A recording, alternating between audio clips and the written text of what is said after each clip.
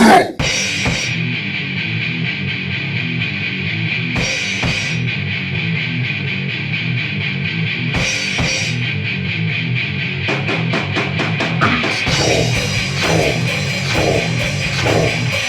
somebodies. We are the Nobodies. What are we doing here tonight? Today we are talking to Sam, the drummer of Conquer Divide, and Janel from Conquer Divide. How are you guys today?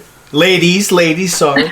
Doing good. Doing pretty good. I'm pretty cold because I'm in Jersey, so I'm just freezing. But other than that, I'm doing She's good. a Texas girl, so Jersey's like, ooh. Oh, we're in freaking New York, and I lived in Florida for the first 6 years of my life, so I get you. Hard to acclimate, man. It's cold. Mm-hmm. Yes, so your whole band is actually from different places, or are you all from the United States? No, I'm Canadian, and I'm born and raised, live in Canada. I live in Montreal. And then Izzy is originally from England, but she now lives in the US.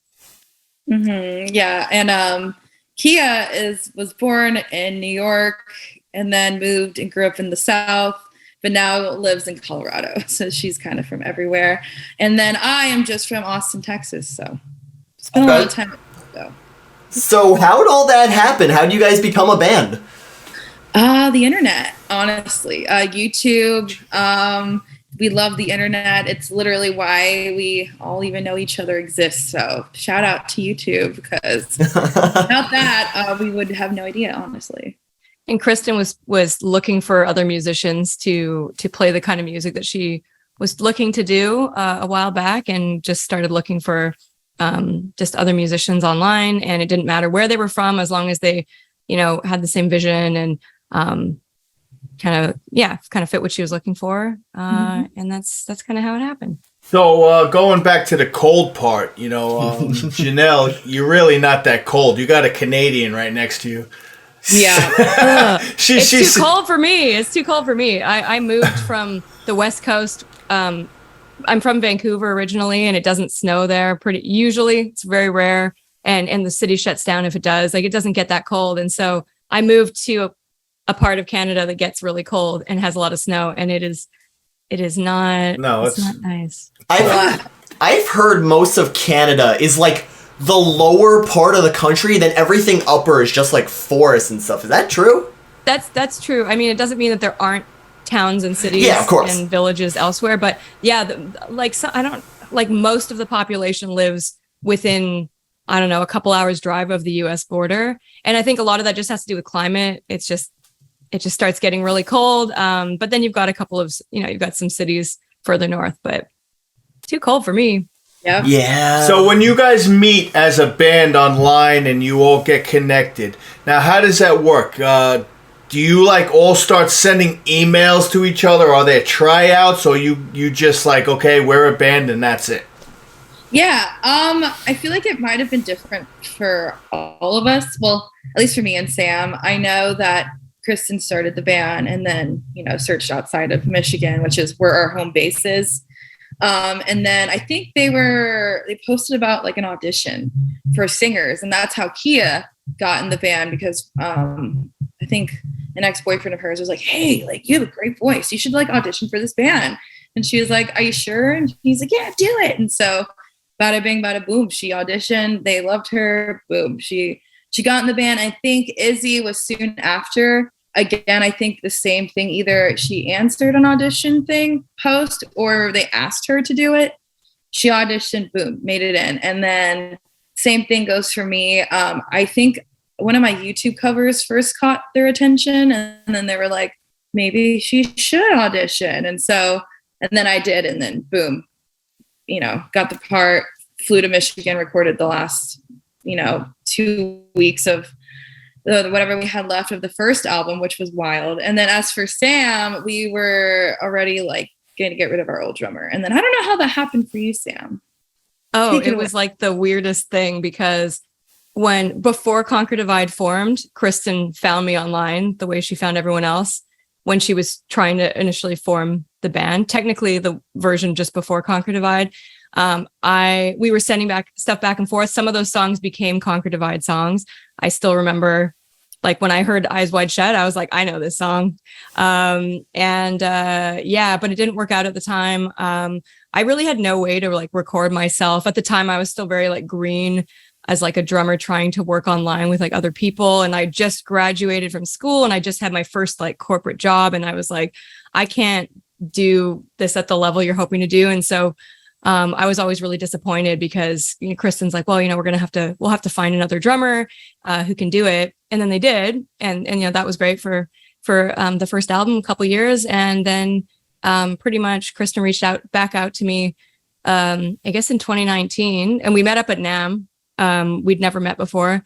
And yeah, she's like, hey, we don't have a drummer anymore. We're looking at kind of, we've been on hiatus. We're looking at coming back. And are you interested in coming out and doing some stuff with us? And I was like, this is amazing, because for a while I was like, I was just sad that, as I saw Conquer Divide come together and the music was great and they were doing really well. And I was just like, man, it's like the one that got away. And then they came back and then they called me. Do you feel kind of insulted that they didn't call you first? No. Oh, no, not at all. It was literally my situation. I would have had to quit my job, and I just literally had my first like real job out of university. And like, I don't think I was in the right place to say, hey, I'm going to quit my job that I just got a couple months ago and like, fly down there and like maybe even like live in Michigan and stuff. And it just wasn't meant to be at the time. Okay. I don't think it had anything to do with like my fit or anything. I think it really was just circumstance. Got it. Okay, so in that case, tell us about the process leading up to all of your guys' first releases of like EPs and stuff like that. Like Chemicals and whatnot. Yeah. I feel like for Conquer Divide's writing process, it's all a bunch of emails, just back and forth, and then I think we went and tracked Chemicals and another song that's on our new record, and then I don't even remember, it's so long ago, I think like in 2019 or something, or at some point. And then we were like, all right, we're gonna do this song, Chemicals, cool. So then we all just plan around that. We're like, all right, January 2020, me and Sam and Kia are gonna fly in, do the shebang. We filmed the video, we vibed out, did some more content, and then part ways. So it's a lot of emails, lots of airplane tickets. Yeah. You gotcha. All that good stuff. Sorry if I cut out. I'm also in a basement, so. Yeah, you're cutting out a little bit, but that's okay. I think they got the gist. Now, as far as the all the airplane tickets, what do you do? Do you go around with a shopping cart and pick cans out of a garbage pail? Man, that sounds like a pretty solid idea. It's just a lot of budgeting and saving and planning and airport security and baggage claim. Yeah, I'm not sure if you're wondering like what we do for like how do we afford it and stuff like that. Like we do, we all have some sort of job, whether it's teaching music or some sort of more traditional day job. Okay, perfect. Yep. I want to assume as the band's gotten like bigger too, maybe the process has been a little bit easier in terms of doing all that stuff. I feel like it's still basically the same, like it was for the first like year or two. Like everything's still kind of the same. Yeah. I'm just gonna go with that. Okay, fair. It's just a lot of planning ahead and just preparing financially, and So as far as your band, are you all self-taught, or do you all been to school? Vocally, I've been screaming since I was like in 8th grade, so that's a thing. But I also was taking vocal lessons my whole teenage years, and then for singing only. And then as for kind of going for that metalcore kind of scream, because my before days, my screams were very like monotone, kind of barky and yelly. And then I was like, I want to learn how to do that, and I just kind of figured it out. It just happened. 9 months before I even got in this band, I learned how to do that like metalcore, like, Austin Carlisle, like, Caleb Shomo kind of scream. And then 9 months later, they're like, all right, go track 8 songs. So that was terrifying. But yeah, I would say like half self-taught, half kind of trained, kind of for vocals at least, for me. Okay. All right, Sam? For me, I consider myself self-taught, even though I had more exposure to education, I guess, growing up as a drummer than maybe other self-taught drummers, where like I was in band, like I was in concert band, I was in jazz band, blah, blah, blah. But I never had private lessons, and that made a huge, that would have made a huge difference. I think it would have been much better, much sooner had I done that. But it was really more just like, it was like a fun pastime that was a huge part of my life. But I just never took private lessons. I don't know. I just wanted to play songs and I wanted to jam with people. And a lot of it just kind of came from practicing and playing with bands and writing and just being in like concert band. Yeah, well, from what we hear, you don't need lessons. Oh, it's funny. Actually, I started taking lessons only a couple of years ago, and I started taking, like, I took a couple with one person. I took one with another person because I really wanted to start, I don't know, refining a couple of skills and learning from other people, because I realized that was just the best way to have a more like diverse vocabulary. Mm-hmm. So there were certain things that I think I learned kind of on my own. And then there's other things I felt I wanted, you know, my drummer colleagues, I wanted to get from my drummer colleagues. And so I actually have one of my good friends, his name's Alex. Actually, he helps me with a lot of stuff, and he'll come with me. He'll be like, hey, I got something new for you. Check this out. Try this. And like gives me feedback on my playing. So I think, you know, being a musician is a lifelong endeavor. It doesn't matter how good you get. I think that everyone should take lessons, even if you're a professional. Mm-hmm. Yeah, there's only so much you can learn, like from yourself. Mm-hmm. Okay, so you guys came out with Paralyzed about 2 weeks ago. That song is really, really freaking good. Yeah. Fantastic. We're actually going to do a reaction to it, but we're going to have to lie because we've seen it. But we're totally going to act like we haven't. If you're watching the interview, you got the inside scoop, fans at home. So, tell us about it. What led to you guys writing that song? What were the ideas? How did it happen? Paralyzed. Ooh, such a great jam. It's one of my personal favorites on the new record. The song's basically about just battling. I think originally it was like almost like battling inner demons, because we hit like a writer's block kind of vibe. And it's just like, you know, when we hit that kind of block in creativity, it does feel like you have to kind of fight inner demons to like get something out of yourself. So it's kind of like that. And then that's what the song's about. But the video was so cool. You know, it was the first time, you know, Conquer Divide really had like their hands involved in like the video aspect. Like, you know, we were all brainstorming on what we should do and like, well, we should try this, we should try that, you know, because we've been on many like video sets and obviously there's always a director and like we got to follow the treatment, blah, blah. But this time around, we fully had a say so in what we could do creatively. And that was a nice change because it felt good. It was by far my favorite shoot because, you know, it was all of our heads put together trying to create this cool vision that we all could like be like, yeah, we did that. So I think it's pretty great because yeah, we had a lot of control, creative control, which was a nice refresher. Yeah, something I should add too is so Kristen, who's the primary songwriter and guitarist, she's a critical care nurse as well, and so Paralyzed also comes from, I think, some of the things that she went through during the pandemic as a critical care nurse who was being flown all around the U.S. to different COVID units in several different states, and just the trauma, I guess, that she witnessed, and just feeling like, well, I'm trying to just block things out and just kind of keep going, and how you can feel like paralyzed, you know, and stuck in, I don't know, you can be stuck in kind of a dark place, a bit of a dark mindset. So how did you guys all get together? Where was the video shot? Well, for such a dark, creepy video, it was shot where we normally practice, which is like this church's community center. So we were like in this cute little, you know, room that has like a little stage, and we just like put up a bunch of tarps and made like a little set. But yeah, realistically, that creepy music video was filmed in like a church. Nice.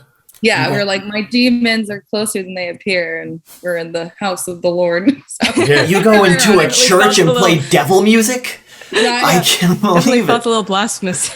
Yeah. Sorry. Wow. So you all traveled from everywhere you lived to meet in this one place? Yeah, correct. Since, we just got off our last tour, which was like last week, was a week long. So we were like, all right, well, we got this tour coming up. We got to film this video. Why don't we all just fly up 2 weeks before? We should band practice. We should film this video, do some more content, photo shoots, get ready for the tour, and then call it a day. So it was really just 3 weeks of just band stuff every day. Just, so that's how we kind of roll with this whole separation thing. We all just kind of like, all right, we have to be here on tour at this time. Let's come up like a week or two before and just nail it all out together. And it's just like band time galore. So yeah. And so that's what we did this time around. Just 2 weeks of nonstop band things. Well, that leads me to my next question. You got a question? Yeah, so do you guys see, when you're in person, like, do you guys try and do anything, like, fun with each other, or is it pure 100% focus? Oh, no, we definitely have fun. We went to emo night all together as a unit. One of the weeks, the first week we were there, and, like, had dinner and, like, listened to the emo music. And, we definitely have a little bit of, party and work. It's just normally that comes after the hours and hours of practicing. And then we're like, do we really like hanging out, or do we want to go to bed? So I think when we were younger, we scheduled more party time, but now it's just like, all right, it's been 8 hours. Let's just go lay down. But I did see Janel sing emo songs into a hot sauce bottle. Yeah. Oh, really? Yeah. That you did. Were you sober or drunk? I gotta ask. I was getting there. I was getting not so sober, but I wasn't like drunk. I was on my way. Okay. Well, you definitely look like the party girl of the band. Well, me and Kika definitely tag team with that one. We're crazy together. That's true. They are legends. So, as far as your band, when you said you all have jobs, now do you how does your jobs, do they let you go, like say, okay, I'm taking a 3-week vacation, you're going on tour, like they all understand that? Yeah, that's a good question, because I feel like, how do we survive? Yeah. I used to work in the restaurant industry up until COVID, I made sure I took jobs that were like, I'm telling you guys now, you're gonna hire me, I'm gonna leave whenever they call me, so just so you know. So they're always really cool about it. But since COVID, I've become a vocal teacher myself, and at first I was teaching at a school, and then even with that I was like, I'm gonna be moving around, like traveling a lot more. So now I just give online vocal lessons for singing and screaming, so hit me up. But so that's how I'm able to kind of maneuver even better now, because I can work from wherever. And I think Sam has like the same kind of job about movement and mobility. Yeah, I work for Drumeo, which is the biggest online drum education platform, big YouTube channel as well. It's online drum lessons, but I do marketing with them. And so that's actually my full-time day job, technically. But I work remotely. So I work from tour, I work from, Michigan, from wherever. They do like that I'm like an active drummer as well. I think that, everyone's very supportive. They think it's cool. So for me, it's really a dream job where, unless I'm, full-time salary in a band, it really is like the dream job that lets me go on tour and do, be in a band. Yep. Same. Yeah. I'm blessed that all my students are like, okay, cool. We'll be here when you come back from tour. It's so cool you're touring. How was tour? So I feel like we've got blessed with our full-time jobs outside the band. Now that's the whole band. Like they no one has a problem. I know Kia's job, she works as like a teacher at a daycare in Colorado, and they're very understanding too. Like she tells them, I'm going to be gone here. And they also like, all right, we'll let you off. No worries. We'll be here when you get back. Izzy's also a guitar teacher as well in Michigan. Now I don't remember if she's still contracted to the school she works with, but She is still able to kind of, teach and leave. And then Kristen's an RN, so she has like the most flexibility. Like, yeah, she takes contracts, so she doesn't have like she doesn't have to stay at the same hospital all year or anything. It's kind of like she'll take like short-term contracts when the band's not busy. Yeah. Gotcha. Okay. So obviously we've been talking about how much you guys travel. Tell us some tour stories. Anything funny, crazy that happened? Funniest, craziest tour story you got. I have this one. I think it was with Alisana. And it was so Conquer Divide loves to do tour pranks on the last day. We didn't get to this last 2 tours this year for some reason. Sam, you have never been. Because I'm here. No. Apparently it's because I'm here. They don't do pranks now that I'm in the band. No, you'd be the best at them. I don't know why we didn't. I can't remember. But there's this one time. It was the last day. It was Alisana, the Brownie, and Capture the Crown, and us.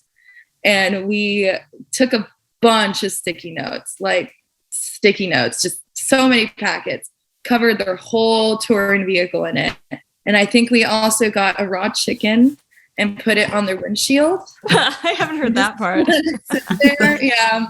And then we got a bunch of tampons and soaked it in Kool-Aid and vodka. Just like throwing it at them. Oh no. And like threw it at them on stage. It was I don't remember it. But yeah, it was quite gross. I feel really bad. I hopefully did.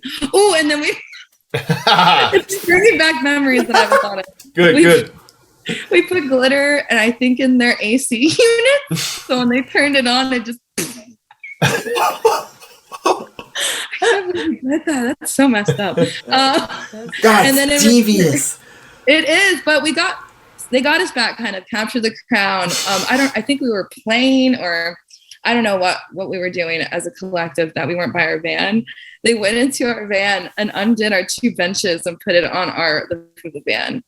Oh my! That's so funny. And then one of the benches never went back in. So hey, I mean, I feel like they definitely got us back and got us good. No. Oh my god, that's amazing. They're just like, they hear they're going on tour with Conquer Divide, and they're like, damn, we should not again. Conquer Divide became Conquered Asses. Yeah. We love pranks. That's awesome. Were you part of any of those, Sam? Or they? No. So I was like 2015. No, I've missed all the fun. I missed all the crazy hijinks. Were you sleeping? No, it's just that I wasn't. They had their old drummers, so I wasn't there. Oh, you're going back.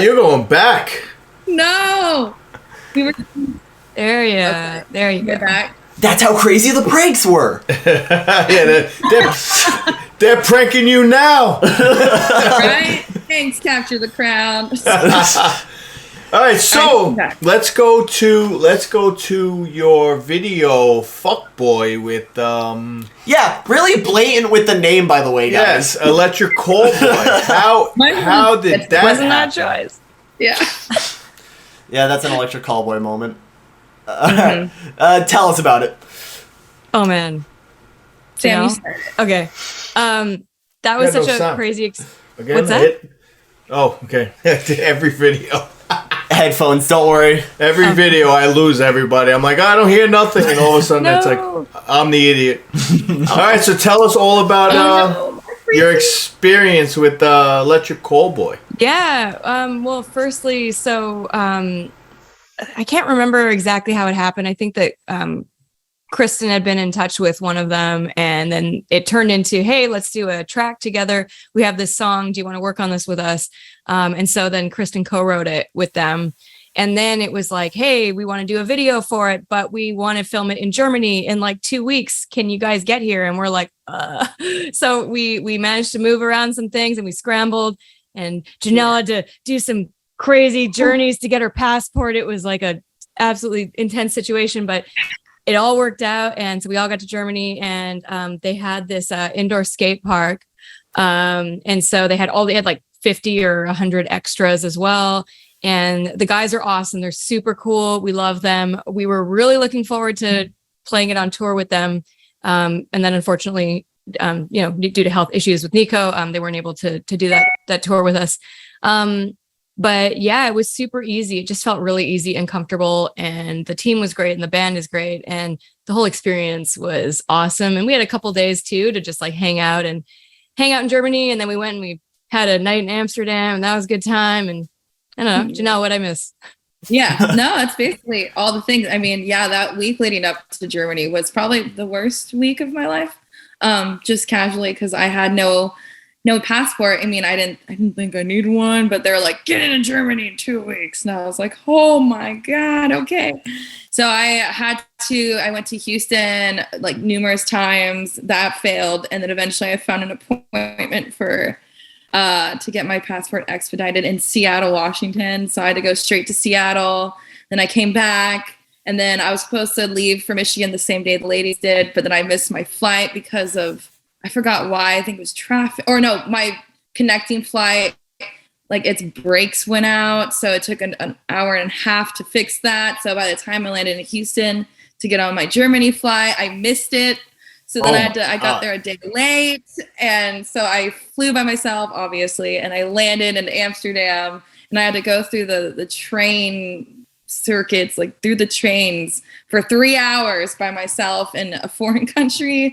And I was just like, I just need to be reunited with the girls. This is so hard. And then I see Kia and Izzy, and I'm just like, oh, I love you guys.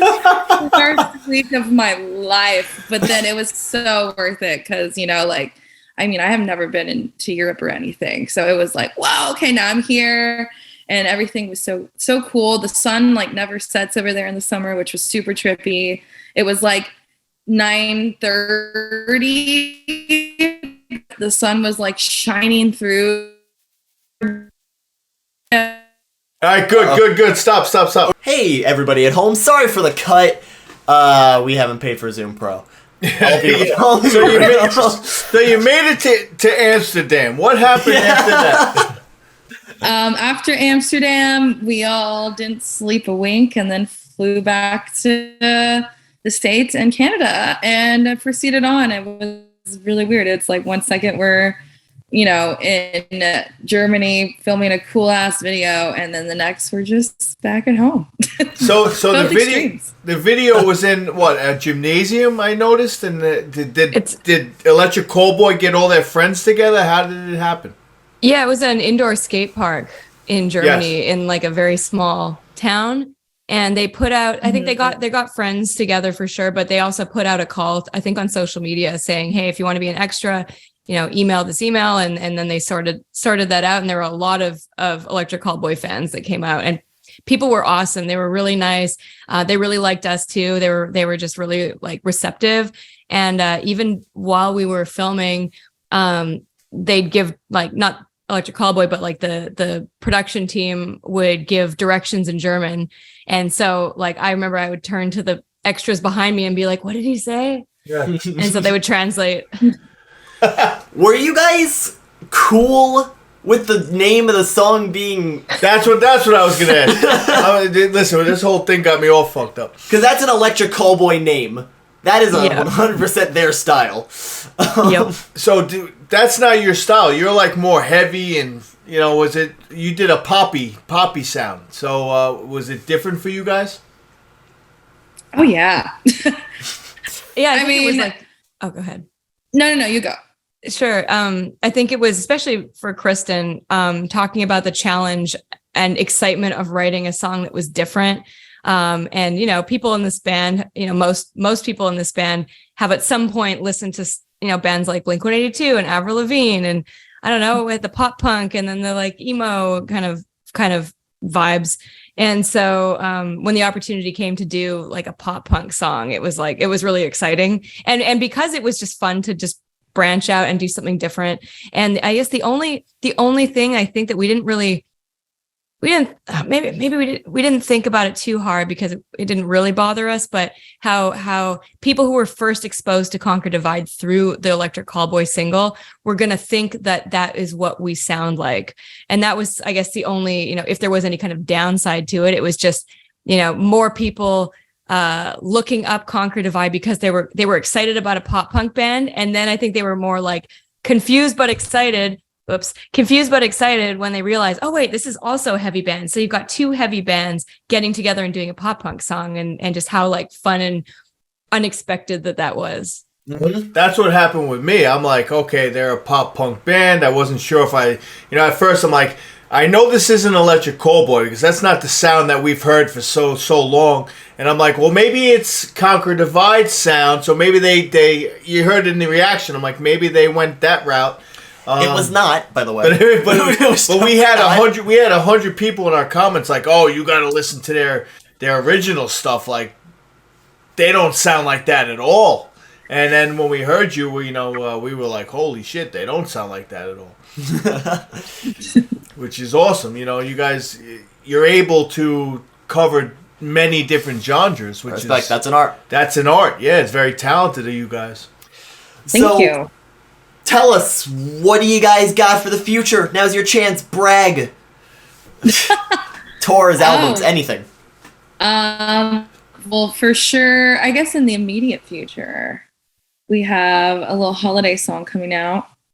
Ooh, get us in the mood for the holidays. The song will be the song will be good, and I think people who know it will hopefully like it, and if you don't know the song, then you will now. And it's the Conquer Divide take. I was over here. I was like, I haven't heard enough Thanksgiving music. Honestly, I think we need more of that. Yeah, when you coming out with your Thanksgiving song, right? Like. Deck the halls with legs of turkey. Yes. Gravy, gravy, mashed potatoes. You heard it here first. It's the first Thanksgiving song by Conquer Divide. Stuffing! That's stuffing! Yeah, the stuffing is the breakdown. Yeah. I'm so full. That's so awesome. Yeah. But in the, not very distant, hopefully not. Our new album will be released next year, finally, and I am over cloud 9 about that one. I can't wait for everybody to hear all the new songs. They're just some of the best stuff this band's ever written, and it's just it's so good. Like I'm like so stoked for you guys to hear it. Like it's like it's been a long time coming, that's for sure. And there's something for everyone too. There's the heavy songs. There's the more like radio bangers, catchy stuff, catchy hooks. There's a little bit of everything. So you'll get breakdowns, you'll get melodies, you'll get the stuff that you're looking for. Well, that's what I liked about Paralyzed. Paralyzed, you guys came in, it was all ballady and nice, and then that breakdown at the end was just like, wow, punch to the face. If that's what your album's going to sound like, it's going to be absolutely amazing, because that's what, it's an amazing song. You got amazing job. Yeah. So do you guys have any tours coming up? Yeah, you have a future tour coming up? I know you just finished one. No, unfortunately. At least as of now. The team's working on stuff for 2023, and opportunities are starting to come across our plate. So, of course, when something happens, we will make sure everyone knows about it. But at this point, it's still just planning for 2023, and nothing that we can announce yet. All right, that's fine. So we ask all our band, we ask everybody the same question. Trying to get into the music business, whether you're starting music or in the business, what would you tell the people?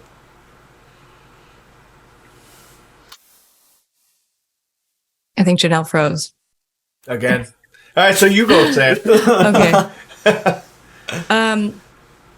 Make sure you love it, because it is a very difficult industry. You have to really love what you do and be really, really passionate, so that when you're going through ups and downs and you're dealing with the downs, or you feel like how come no one's listening to my song, or why did this person say no, or why didn't I get that opportunity, or I feel bad about this. It's going to be harder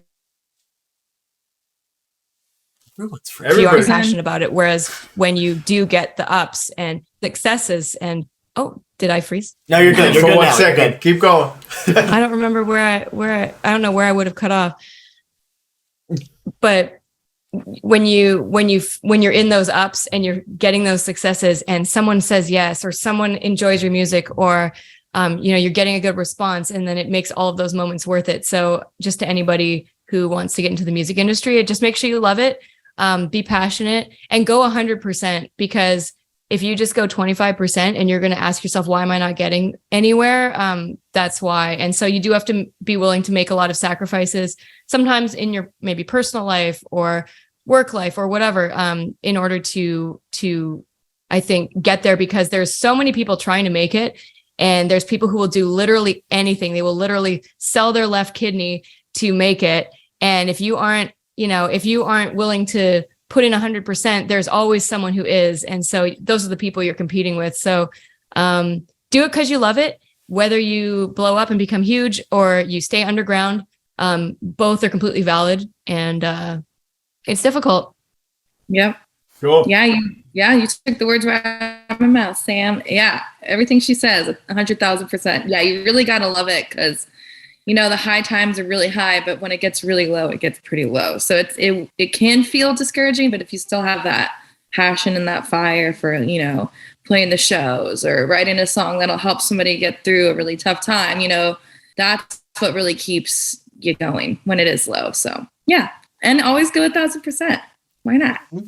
Well, we always play a game with our bands. Let's do some quick fire. Yes, questions. Quick fire questions. We love quick fire questions. Ooh. I think that was the first time we named it that. So what is your favorite ice cream? Cookie dough. Yeah. I can't choose one. My God, I got a list. Come on, gun to your head. Your ice cream. One favorite ice cream. Give us two. Oh man, raspberry cheesecake. That's good. Whoa. And this will be a point of contention. Everyone's going to disagree with me, but Tiger. I haven't heard of that. It is a rare ice cream. I never find it, but it is one of my favorites, and people hate it because it's got black licorice. It's like an orange with done. black licorice. You lost I told you. It sucks already. This interview's over. You could have stopped at raspberry cheesecake. That's all I'm saying. Wow. Okay. Favorite movies. I guess the first one that comes to my head is The Lodge. I don't know if y'all have seen it. It's like a very suspenseful, plot twisty turn at the end movie. Highly recommend it. It's great if you like psychological thrillers. Okay. I do. And on that note, what I would say The Shining is one of my favorites. Ooh, that's a good one. Classic. Mm-hmm. That's a good one. Now, do you have a favorite book? Or you don't read? Reading? What are that? I know I don't read. Yeah, I haven't read in years. I was just asking. I used to read a lot, and now I just don't. And when I read, it's like a business book or an autobiography, and I miss some of the like fiction stuff I used to read. But same. Yeah, I can't even tell you. It's been since like high school at this point. Mm-hmm. Gotcha. That same, honestly. I read Forrest Gump. He went to the moon. Not in the movie, but he went to the moon in the book. Did he? Yeah. I've never read the book. Wow. Yeah. Oh, run, Forrest, run. Fun fact. He's running up. So what's your favorite food? Yes, favorite food.